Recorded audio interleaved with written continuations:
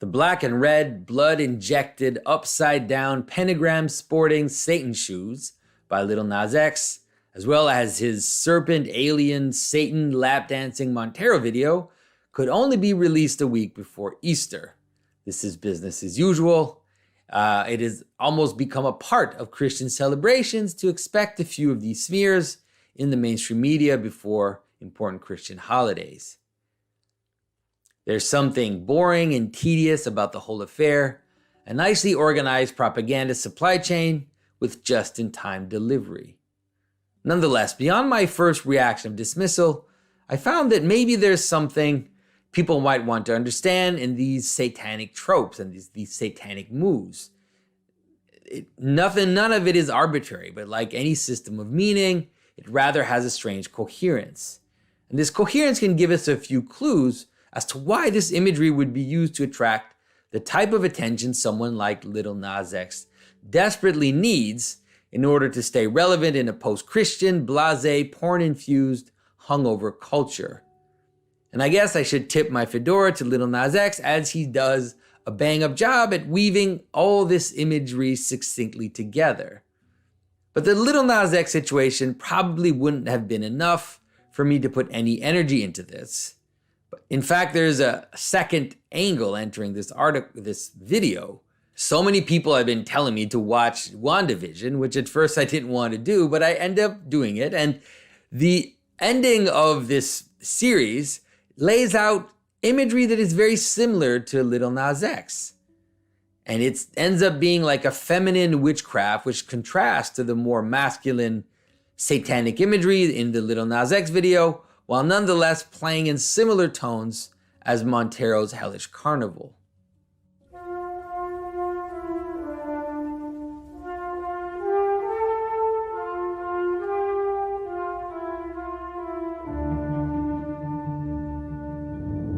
This is Jonathan Pajot. Welcome to the Symbolic World.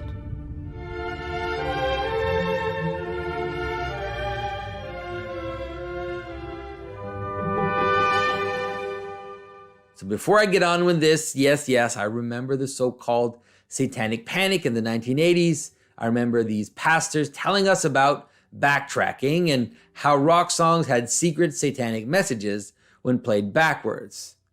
But even as a young teenager, I often wondered why they needed to look for secret messages when the overt messages were pretty clear. You didn't need the backward ones.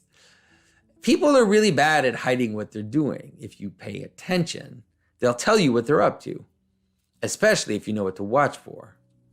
So the Montero video is a rather disturbing sight to behold. In a world inhabited only by virgins of himself, Lil Nas X sings about his intimate encounter, let's call him, and his obsession with a man who has the same name as him, Montero. And Call Me By Your Name is the unofficial title of the song. The video ultimately is about one thing. It's about pride. This self-love is represented as an exploration of the strangeness and idiosyncrasies of oneself, self-seduction, self-victimizing, self-abasement, self-gratification, and ultimately self-crowning. In speaking to his self-named lover, Montero tells us that I'm not fazed, only here to sin. If Eve ain't in your garden, you know that you can. And so pride as self-love appears ultimately as a sterile revolution against the natural patterns of the world, a desire for the world to be solipsistic, to be contained by myself, for the world to be in my image, and a desire to be free from the usual constraints of natural patterns and cycles of being.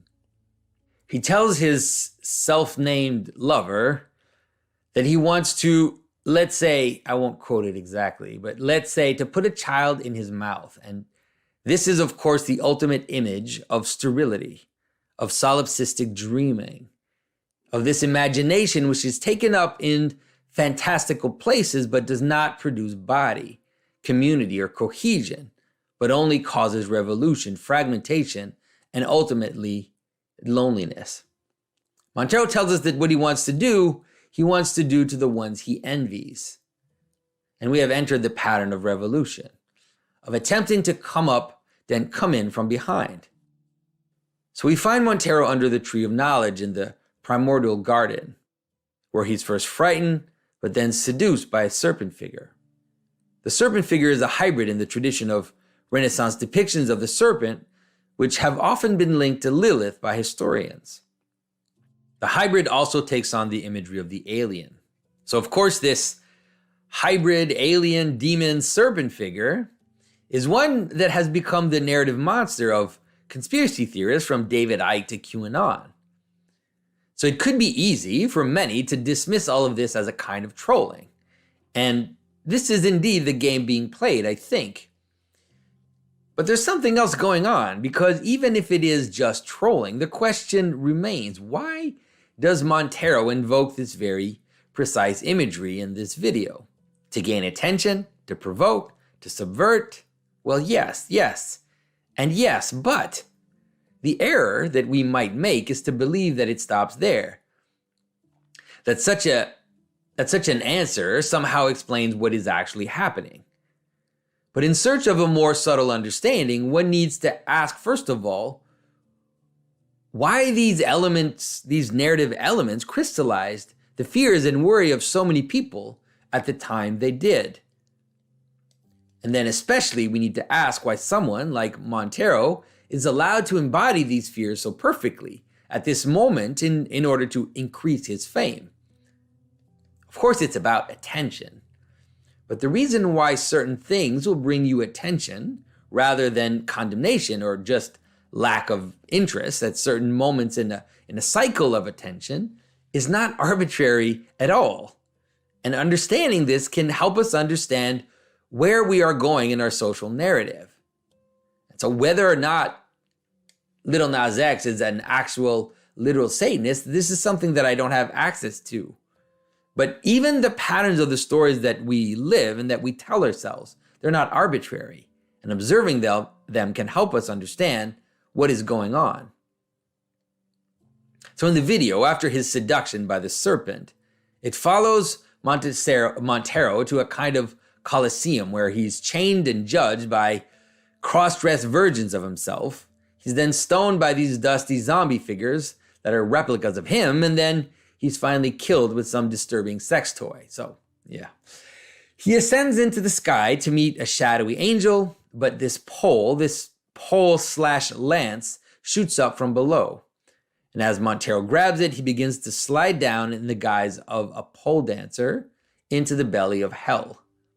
And let's be honest, if there was a perfect representation of the, let's call it ontological reality of pole dancing, I'm pretty sure this is it.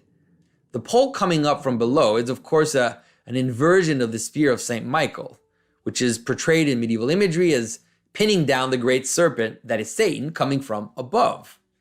But now this spear/pole is coming to claim Montero from behind, with all the undertones that also includes. So even though it's coming from below, it's nonetheless this axis mundi, the axis of the world. It nonetheless is this hierarchy which connects heaven and earth together, though now it's not a hierarchy seen from the side of the traditional, let's say, ladder that you see in icons of the ladder of divine ascent, which is going up in humility and worship and self-transformation, but rather it's this coming up from behind of revolution. And this type of coming up from behind doesn't end up being going up in the end. It just actually ends up being a coming down, being chased from heaven, which is what you see in the story of the red dragon in Revelation that uses its tail to knock down the stars from the sky. And then he ends up falling down onto the earth and to the sea. And so it's not the axis from the point of view of the ladder, but it's something like this hierarchy from the point of view of the chute or of the serpent sliding down, just like in a chutes and ladders game.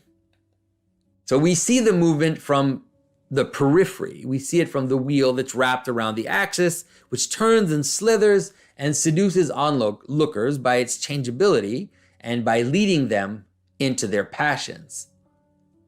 So Montero is actually replaying the first part of the video here, this part where he was seduced by the serpent, which was sliding down the tree, but now he is the serpent who will slide down in order to seduce Satan himself. So ending up in a caricature of hell with the thorn-covered door, which is a nice touch in terms of symbolism, Montero lap dances Satan into this simulated sexual act to then himself come up behind the evil one to break his neck, to steal his horns and his crown, replacing the devil in what we could call a final revolution, a revolution which is the supremacy of the self. So for a satanic story, I would say it actually scores pretty well. So you can imagine that the media coverage about this Lil Nas X scandal has been mostly about how Christians are reacting to it, how they are offended, how they're falling into a new satanic panic, how they're too stupid to see the provocative humor and the social message in all of this. To me, the potential message to the youth in this video is that you can find strength in being exactly who you are, whoever that is. So let's be honest, this is what the whole circus is about. It's about getting attention. Like I said at the outset, it's not arbitrary that this image was put out there just before Easter. You see, Satanism has systematically been about Christianity from its very beginning. And especially modern pop Satanism, with all the contemporary popular imagery out there, from Anton LaVey's celebrity status and his movie acting to bands like Black Sabbath and other forms of heavy metal Satanism. All these upside down crosses, the black masses, the celebration of sin and of our passions are all about embodying in a narrative, in a mythological setting, the end of Christianity. And by embodying, it's the end of its hold on the mythic narrative or the social narrative. But secretly and unknowingly, it is restating it. But that's for another time that we could talk about that. Once one understands this, many things will appear to us more clearly. Even the ironic aspect of Satanism and cultural provocations like the satanic shoes or this Montero video. You see, Satanism is irony itself, you could say. From its ritual version of the black masses to its more philosophical social manifestation, it is the Christian story restated from its upside down, from its narrative margin. Satanism is something like the gargoyle as priest, the rebel as king. And the theatrics, the joke of Satanism, is one of the most important considerations of its meaning and its purpose, and ultimately of its satanic qualities. So if you ask a LaVey-style Satanist about their religion, they'll tell you that they actually don't believe in Satan. This is, of course, difficult for Christians who order their lives on truth and faith to understand. People ask themselves, why would they go to such efforts for something they don't even believe in? And of course, such a reaction comes from decent, normal, healthy people who can't see how there's nothing more satanic than believing both God and Satan actually don't exist, though all the while acting in this self-righteous pride and resentment in order to offend Christians and destroy their hierarchy of meanings by ritually and mythologically embodying everything that Christians oppose. Always remember that the Montero video ends with the putting of the satanic crown on oneself. All of this is what happened recently in the whole Baphomet statue hubbub that surrounded the Satanic Temple in the United States. In embracing the very ambiguous and egalitarian American notion of religious freedom, these satanic pranksters are able to show how Americans are potentially Satanists because they must equally, and emphasis on equally, include the parody and opposite of what most of them believe in. In a traditional world, there's a hierarchy. The monsters, the demons, the gargoyles, and especially the Satan or the opponent are on the outside, or they're underground. They're below us. And it's best to actually not even pronounce their names. But now, in the context of liberty and equality driving social forms, the figure of Satan begins to appear as a dark prophet of the modern world, a noble Promethean who tragically stood against authority and declared himself equal to that which was above him. In the Montero video, Lil Nas X gets it right. Satanic imagery has never ultimately been about worshiping the devil, but rather about embodying the revolutionary pattern through the type of pride exemplified by Satan in his war against heaven, and which ends with self-worship and self-crowning. And obviously it can't really end that way, for Montero's only claim to the crown of horns is violence and revolution, which means that there is always another pole-riding, lap-dancing, person in line waiting to kill Montero and to take the crown from him. But let's just say that that's another story as well. One of the tropes of the anti-Christian religious scholar of the past decades has been to point to how idiosyncratic the devil of pop Satanism actually is. The brooding red demon, the horns, the trident, the goat-like appearance, all of this, they tell us, is just an early modern development which grew with layers of additions in time, from this horn monster that we see present in late medieval images of the Last Judgment, through these frenzied descriptions of witches and devils in the Malleus Maleficarum. This Malleus is the hammer of witches, which was the famous text used in early modern witch trials. We move then to Milton's Lucifer and Faust's Mephistopheles. So these pompous religious scholars remind us that this figure has little to do with what early Christians believed. And as usual, these scholars, for all their factual accuracies, are simply missing the point. The transformation of the evil one from a shadowy and ambiguous character in early Christian and even Jewish imagination to the tragic romantic figure he has become is one of the narrative threads we could follow to trace the development of Western society all the way into our present state of crisis. This narrative development does not end in Milton, but actually continues to grow in post-Milton representations, such as the one we see in Neil Gaiman's The Season of Mist graphic novel. This characterization has actually become the basis for the Lucifer Netflix show. So historically, this transformation actually follows the return to pagan references, and this return has been a tool of revolution from the beginning. It becomes an image of secularism, which informs much of the Renaissance and Enlightenment, and accelerates into the modern age. In fact, the culminating figure of Satan in popular imagination, this figure that attracted Mick Jagger's sympathy, has its precedent in Aeschylus's Prometheus Bound. This ancient Greek tragedy, the Titan, punished for bringing humans knowledge, is presented as a noble resistance to the tyrannical father. And seeing all this, one will come to realize that there's absolutely nothing arbitrary about the golden Prometheus statue in Rockefeller Plaza. All of this follows a narrative thread, which is the very story of modernity. So the reason why the Satanic Temple wanted to put up this stupid image of Baphomet in the United States is, believe it or not, the culmination of the same process which made Napoleon Bonaparte fill his Arc de Triomphe with Roman gods. And I wonder if Napoleon could perceive that this gesture of declaring himself emperor while putting a crown on his own head would culminate in a solipsistic video by a pole dancing rapper who seduces the devil to then only kill him and put the crown on himself. One of the historical moments where we can trace the origin of modern occultism and Satanism is when the Knights Templar were disbanded in the 14th century. The legitimacy of the accusations made against them is still being discussed interminably by historians. But in terms of social narrative, it doesn't matter so much if you believe the accusations against the Templars or not. It is quite possible that they did not practice sodomy, they didn't blaspheme against the cross or worship a strange god named Baphomet. In the same vein, in terms of what we're seeing today, it doesn't matter if you believe the accusations against witches in the early modern period either, of these descriptions of their Sabbath masses and their fornicating with demons.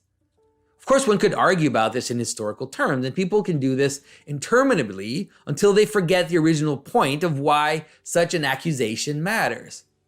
What matters most is how these new possibilities, which appeared at the end of the Middle Ages, became something like a narrative space, where the opposite of Christianity, which was more implicit before, began to explicitly take form in the form of explicit sacrilege and certain types of parody of inversion. And ultimately embracing the opposite of everything that Christians valued.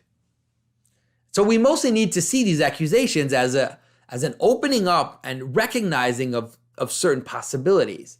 We could call it something like a narrative space, which showed us the edge and the end of Christianity. And this Antichrist was slowly filled as Christianity itself began to falter and to break apart in the modern age.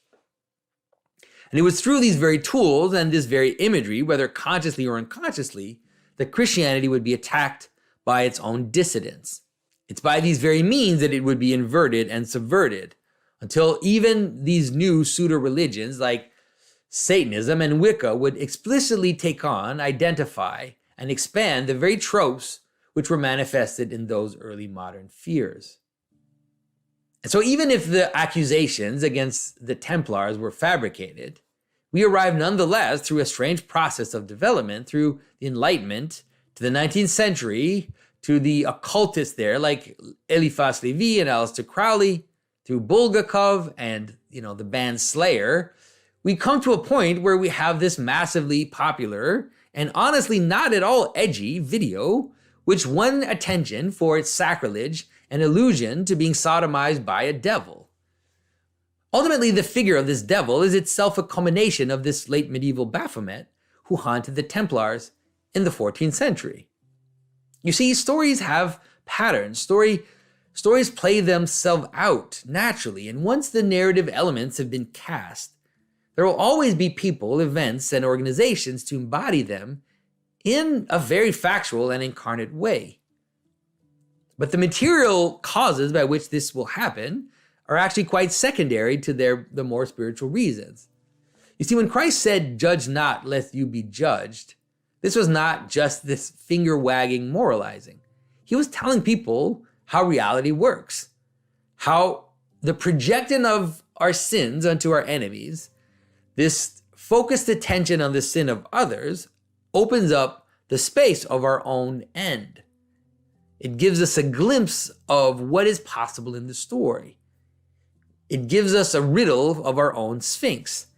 And it is by this very Sphinx that we run the danger of being devoured. Besides the strange movement from Baphomet to Montero, a good example to help people understand what I'm trying to describe and what is happening is that according to the Malleus Maleficarum, this book about witchcraft that I mentioned earlier and that was published in the early modern period, according to this book, the purpose of witches was to prevent normal reproductive relationships between men and women, and doing this out of resentment. And they accomplished this by several ways.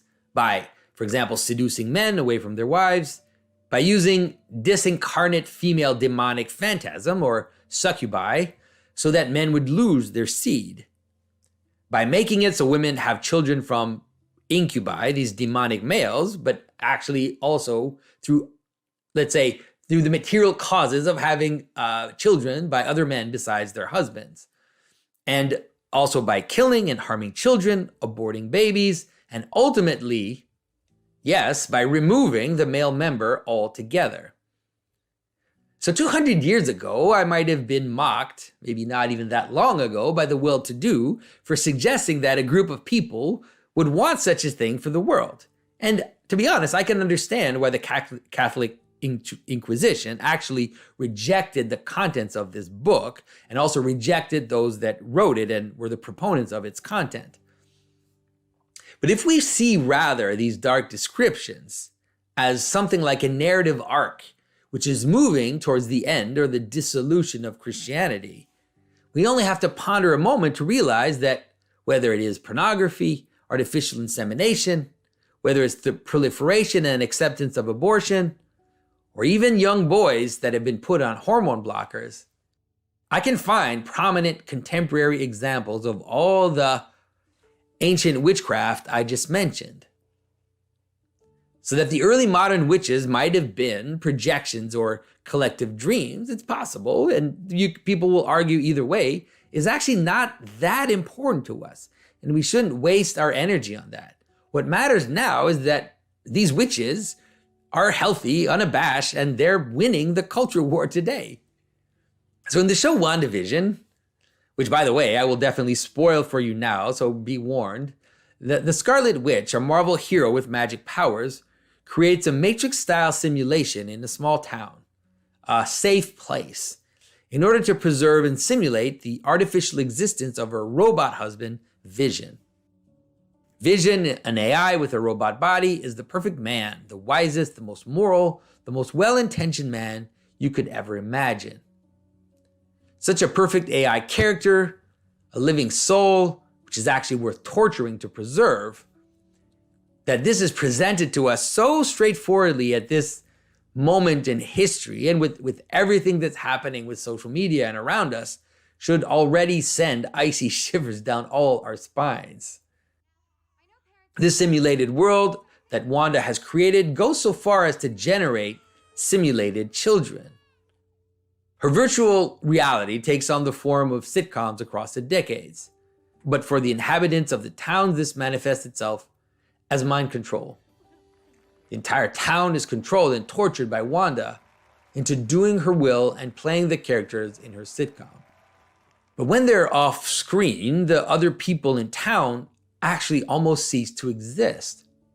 Occasionally in the story, the spell that Wanda has on them breaks loose for a moment, and we see these tortured souls peek out. You have to stop her. Stop who? She's in my head. None of it is my own. We see them pleading to be let go, pleading for the incessant pain to stop, pleading at least for their children to be set free, as the young ones are being controlled by Wanda as well. And all of this for a simulated media reality. Now, such a chilling premise can be imagined in a story where the resentful supervillain, the totalitarian AI, or the 1984-style government is imposing a false reality and controlling people's every action and thought. So what is presented in WandaVision is a version of the Matrix, but strangely enough, from the point of view of the Matrix itself. The torturer, the controller, the dictator is the main character. And although what Wanda's doing is presented to us as being immoral, we're nonetheless called to have far more compassion for her and her suffering for having lost this artificial husband, more compassion for her imaginary children than we are supposed to feel for the children and townspeople she's torturing. All of the supporting characters are trying to save Wanda. And when the zealous leader of the government team that's there to deal with the situation tries to kill her to stop this, he's the one who's presented as the villain.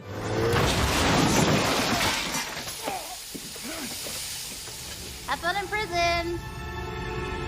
So yes, the fact that the witch is using media to control the narrative, to torture us all by imprisoning us and preventing us from communing with each other, that's a bad thing. But one must understand that the witch has her reasons. And her reasons, what are they? They're to preserve, foster this unholy union with technology and artificial intelligence. They'll never know what you sacrificed for them. It wouldn't change how they see me. Seriously, folks, this is the actual premise of the show. There's an insane moment where a mother pleads with Wanda to at least let her child come out of her room so that she can take it in her arms. Really anything. If you could just let her out of her room. If I could just hold her, please. I mean, I swear I could almost see the mother in a medical mask when I heard this. When I was watching this, at some point, I started to ask myself if this strange premise was not secretly some very strange and ingenious argument for witch burning. I'm sure the Malleus Maleficorum, there's definitely a section about witches forcing all reality to follow their whim in order to avoid real masculine-feminine union, real relationships, and ultimately to preserve artificial men and solipsistic fantasy children. I'm sure it's there somewhere. I need to go back there and check. But joking aside, one can easily see how this is all related to Lil Nas X's Montero and his satanic shoes through a strange mixture of victimhood and pride coming together. Just as Montero populates his own world with himself, obsessed with his self-named lover, so too Wanda has bent all minds to her own whims and made them expressions of herself. We feel your pain. Your grief is poisoning us. No, stop. Please, let us go. So this is truly the place where Western individualism shows its satanic colors.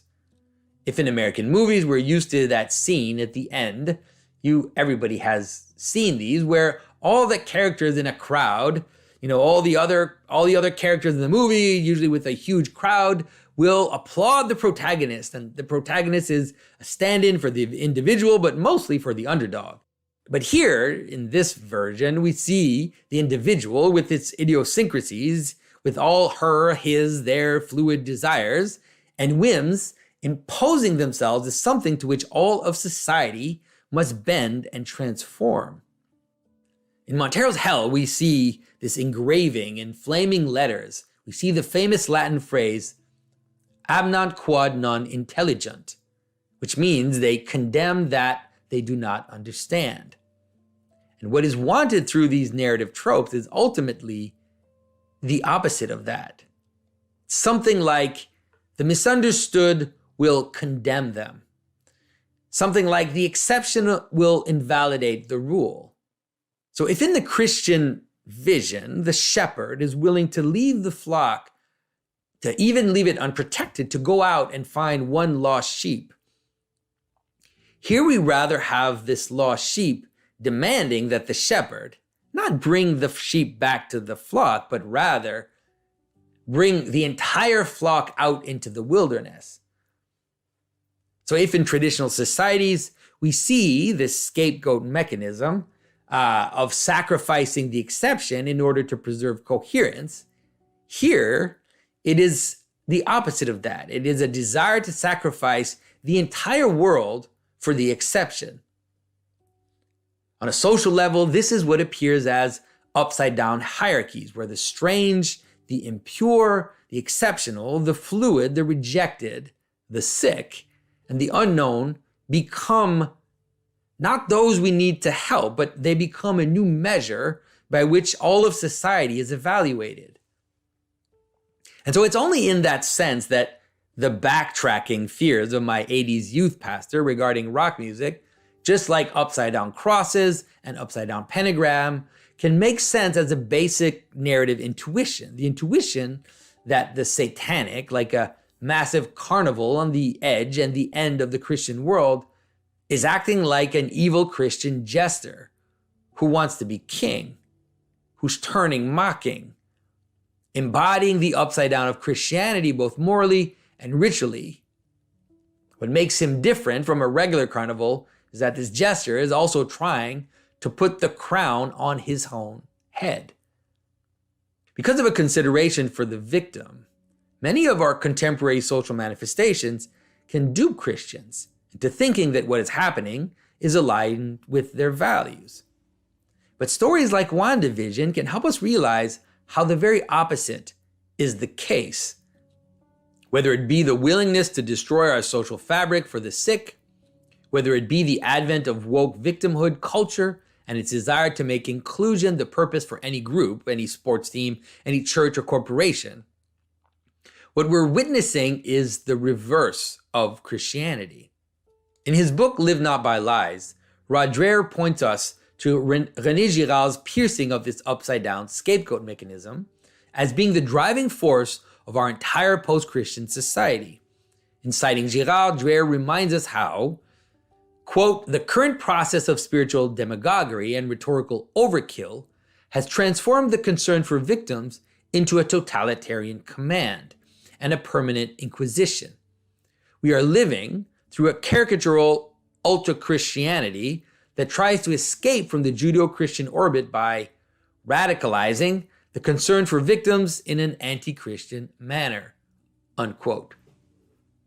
It's important to be aware of what is happening so as to not be duped by Antichrist, as Christ warned us. But underneath all the scandal, all the sacrilege and reversals, there's actually a secret story happening through all of this, and I've hinted at it in my video already. Watching someone like Lil Nas X mocks, deride, and invert our stories to the cheers of the media and the cultural gatekeepers, we must remember that Christ chose Judas, who would betray him from within his inner circle. In the same manner, our current situation is part of the story. And the satanic imagery, for all its arrogance and pride, exposes in plain view the underbelly of modern secularism. And though this imagery appears as a manifestation of where Christians have failed, it is nonetheless a restating of the Christian story through attention to its opposite.